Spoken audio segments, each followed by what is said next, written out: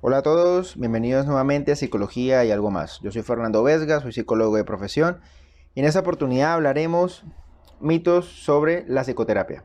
Bien, para abordar este tema primero tenemos que aclarar qué significa la palabra mito. Cuando se habla mito, se hace referencia a esas ideas ancestrales que habían anteriormente y bueno, que en muchas culturas aún se conservan, tratando de explicar el mundo en el que se vive.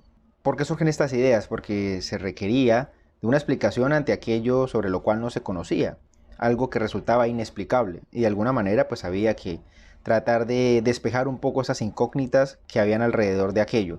Por eso surgen mitos sobre el origen de la luna, el origen del sol, el origen de los ríos. Todo lo que sea mitos está relacionado al origen de las cosas, de este mundo en el que vivimos, más específicamente del universo. Ahora bien, cuando lo traemos al ámbito de la psicoterapia, hablamos de esas creencias erróneas que justamente se han instaurado con el fin de tratar de explicar qué es lo que sucede en ese ejercicio en el que dos personas, profesional, que es el terapeuta, y el paciente, sostienen un diálogo en el cual pues se va a necesitar que emerjan elementos significativos, importantes, para la persona empezar a encontrarle sentido a todo aquello que le aqueja. ¿Por qué? Porque como es un ejercicio que debe mantenerse privado, al menos por el terapeuta, porque la ética profesional así lo dictamina, que debe salvaguardar la información, debe mantenerla privada. Mientras que pues el paciente tendrá la libertad de poder compartirle a quien quiera respecto a cómo esté llevando ese proceso, pero por parte del terapeuta no. Hacer un ejercicio tan privado justamente abre las puertas a que se generen este tipo de creencias que ya existen sobre la psicoterapia. Entonces, vamos a abordar cada uno de ellos. Aclaro que acá quizás no están todos, pero recojo los que llegan a ser más importantes y los que más he escuchado desde mi experiencia personal. Aquí vamos.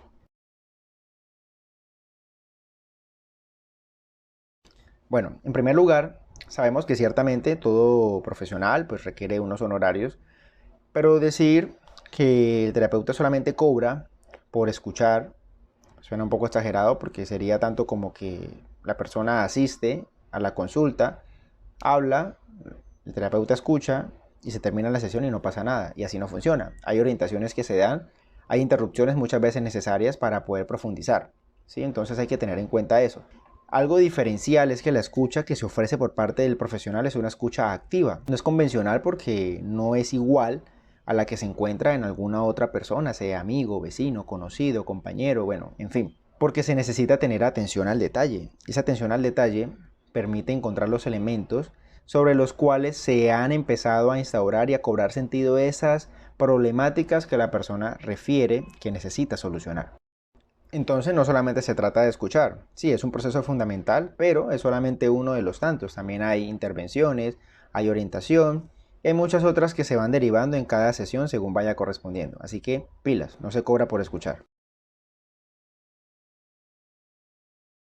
Bueno, aquí pasa algo muy curioso, y es que por asociación se tiende a pensar que solamente las personas que tienen algún tipo de crisis emocional, depresiva, ansiosa, según sea el caso, son las que acuden a terapia. Y pues de cierta manera sí se trabaja con esa variable, claro que sí, porque pues eso da cuenta que hay una inestabilidad en la persona y que pues requiere ser intervenida con el fin de volver a encontrar ese equilibrio necesario para que haya funcionalidad, ¿no? Pero intervenir a una persona que se encuentra en crisis es menos efectivo, porque la idea es que la crisis se apacigüe con el fin de empezar a encontrar un estado basal sobre el cual la persona nos pueda empezar a comprender y se le pueda orientar de la manera pertinente. Entonces, otra cosa que hay que tener en cuenta es que las personas también pueden acudir a terapia con el fin de encontrar o desarrollar habilidades que quizás antes desconocían o tenían ahí latentes y empezar a utilizarlas a lo largo de su cotidianidad, porque de esta manera se aprovechan como puntos a favor para poder hacerle frente a las adversidades propias del diario vivir. Cuando se habla de locura, se hace alusión a un término que en la Edad Media tomó mucha más fuerza, con el fin de describir de manera singular lo que padecía una persona que pues, había perdido cierto contacto con la realidad según el tipo de condición, el caso específico que tuviera y pues qué tan profundo fuera. Entonces, actualmente se sigue manejando como una muletilla a manera de chiste, pero llevándolo a la realidad de la práctica profesional no es una palabra que sea prudente utilizar, ¿sí? Eso para empezar. Ahora, como ya se ha mencionado, en la terapia no solamente se trabaja con personas que tengan ese tipo de circunstancias o condiciones de salud mental en las cuales haya una pérdida de contacto con la realidad, porque no todas las condiciones clínicas llegan hasta ese punto. ¿Sí? Solamente aquellas que ya se han agudizado y pues llegan a ser un poco más complejas. Hay casos que son más leves, no necesariamente hay pérdida de contacto con la realidad y pues también se hace un abordaje sobre estas personas. Y pues se reitera nuevamente que también se trabaja con personas que necesitan encontrar habilidades en sí mismas para ponerlas en práctica frente a la vida misma o algún proyecto en específico o algo que requieran. O sea, la orientación es algo tan general que pues se puede prestar desde cualquier punto de vista y desde cualquier objetivo que se desee cumplir en la vida de cada persona. Bueno, personalmente ese es el mito con el que más he tenido que lidiar, no solamente como terapeuta, sino también en conversaciones que he llegado a sostener con amigos, conocidos, vecinos, familiares, y me cuestionan acerca de eso. Y es que pareciera que culturalmente se esperara que el terapeuta tome las decisiones. De entrada, eso es erróneo, porque éticamente es incorrecto que nosotros le digamos a la persona qué es lo que debe hacer, ¿sí? No podemos pretender el mover esa vida, el mover el sentido de esa persona respecto a lo que yo haría en esa posición. Eso sería de entrada incorrecto. La idea sí es orientarlo a que comprenda cuáles son las posibles consecuencias que tiene al momento de tomar ciertos caminos y si le benefician o no según las características personales que ya le hemos conocido. Hasta ahí llegan nuestros límites. Creo que eso es uno de los mitos que se constituye como fuerte, porque casi que siempre se pretende asociar el éxito en un proceso terapéutico con que la persona constantemente deba evocar la emoción de la alegría. Y no funciona de esa manera. Siempre van a haber momentos de tristeza, de ira, de miedo, diferentes condiciones, situaciones que se puedan presentar, pero recordemos que en el proceso terapéutico se busca es que la persona construya desde sus habilidades esa manera de afrontar, esa manera de poder hacerle frente a esas adversidades que pues son propias de la vida misma, al punto que no se deje arrastrar hacia los extremos y llegar a desarrollar algún tipo de disfuncionalidad. Eso es como un puente, para hacer una analogía. El puente se sostiene en su sitio, se mantiene estable, pasan carros livianos, pasarán carros muy pesados, pero aún así se sostiene ahí. Quiere decir que se atravesarán situaciones que de pronto algunas sean más leves, otras sean un poco más fuertes, pero se sostiene la estabilidad y la persona pues continúa su ritmo de vida con un bienestar considerable.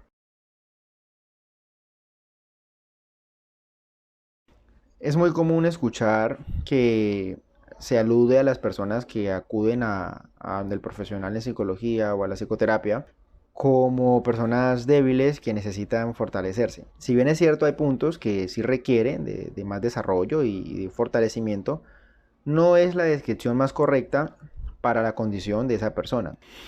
Por el contrario, son muchas más las personas que no consultan a aquellas que consultan, ya que justamente hacerse cargo de las situaciones adversas, de los problemas con los que se carga, no es una tarea fácil, porque es descubrir de cierto modo que somos personas con una condición de vulnerabilidad por el mero hecho de vivir y el sentirnos frágiles por sabernos sumidos en algún tipo de problema, en algún tipo de condición, nos hace sentir indefensos y el lidiar con eso no es sencillo. Entonces yo creo que por el contrario, el lograr asimilar que no puedo por mí mismo, el llevar a cabo algún tipo de carga que me está generando presión, necesita de mucha fortaleza para poder compartirla con otro y aceptar que yo no logro ser suficiente, al menos hasta ese momento. Ya después la idea es generar autosuficiencia y autonomía para hacer frente a todos los escenarios posibles. Quizás hayan más mitos. Yo quise centrarme principalmente en estos que desde mi experiencia personal son los que más he escuchado, con los que más he tenido cercanía y compartirlos con ustedes y por sobre todo pues explicarlos para entender cómo hay que superar estas barreras y cómo podemos ser transmisores de este mensaje educativo para que las personas no dejen de consultar, sino que se dirijan donde el profesional y puedan empezar a tener calidad de vida. Yo creo que en últimas lo que debemos buscar entre todos es el educarnos para la búsqueda de la calidad de vida. Bueno, hasta aquí el video del día de hoy, espero que les haya gustado, no olviden darle like, suscribirse al canal, compartir la información con familiares, amigos, vecinos, todas las personas para que seamos promotores de calidad, bienestar y por sobre todo salud mental. Hasta la próxima.